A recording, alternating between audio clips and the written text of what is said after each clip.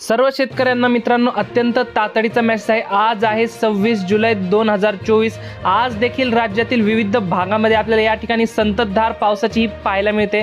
काल देखील मित्रांनो आपल्याला बहुतांश भागांमध्ये या ठिकाणी आपल्याला पावसाची संततधार पाहायला मिळाली। मित्रांनो आज देखील बहुतांश भागात ढगफुटी पाऊस होणार आहे, तेच आपण या व्हिडिओच्या माध्यमातून सविस्तर अंदाज जाणून घेणार आहोत। तत्पूर्वी तुम्हाला एक विनंती आहे, तुम्ही व्हिडिओ पाहतायत परंतु चॅनलला काही सबस्क्राइब करत नाहीत, त्यामुळे चॅनलला आत्ताच सबस्क्राइब करून घ्या व व्हिडिओला एक लाईक देखील नक्की करा। तर कोणत्या भागामध्ये पावसाचा जोर वाढणार आहे आपण या ठिकाणी आज विदर्भापासून सुरुवात करूयात। आपण बघू शकता नागपूर, भंडारा, गोंदिया, यवतमाळ, अकोला या जिल्ह्यामध्ये आपल्याला अक्षरशः अतिमुसळधार ढगफुटी सदृश पाऊस होणार आहे। आर्वी, अमरावती, अकोला, नागपूर या भागामध्ये आपल्याला जोरदार स्वरूपाचा पाऊस पाहायला मिळतोय। या ठिकाणी अतिमुसळधार स्वरूपाचा पाऊस पाहायला मिळतोय।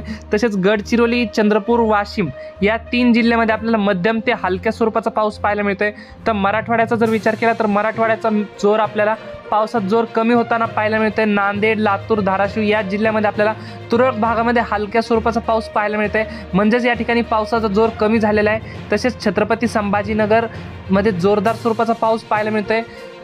बीड, लातूर, धाराशिव, नांदेड या भागामध्ये देखील आपल्याला पावसाचा जोर हा कमी होताना पाहायला मिळतोय। तसेच पश्चिम महाराष्ट्रामध्ये देखील सोलापूर, अकलूज या भागामध्ये पावसाचा जोर कमी होताना पाहायला मिळतोय। तर पुणे, सांगली, सातारा, कोल्हापूर या भागामध्ये मध्यम ते हलक्या स्वरूपाचा पाऊस पाहायला मिळते। तसेच नगर जिल्ह्यामध्ये देखील आपल्याला मध्यम स्वरूपाची पावसाची शक्यता पाहायला मिळते।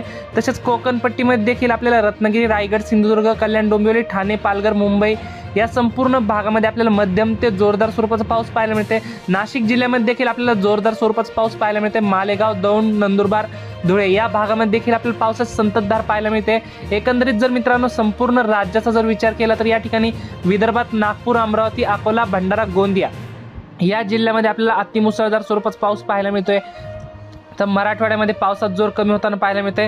पश्चिम महाराष्ट्रामध्ये मध्यम स्वरूपाचा पाऊस पाहायला मिळते। तर कोकण पट्टीमध्ये पावसाची संततधार पाहायला मिळते। उत्तर महाराष्ट्र आणि खानदेश या भागात सुद्धा आपल्याला पावसाची संततधार कायम पाहायला मिळते। मित्रांनो ही होती हवामानाबद्दल छोटीशी माहिती आवडल्यास आपल्या चॅनलला सबस्क्राइब नक्की करा। धन्यवाद। तर भेटूयात पुढच्या व्हिडिओमध्ये।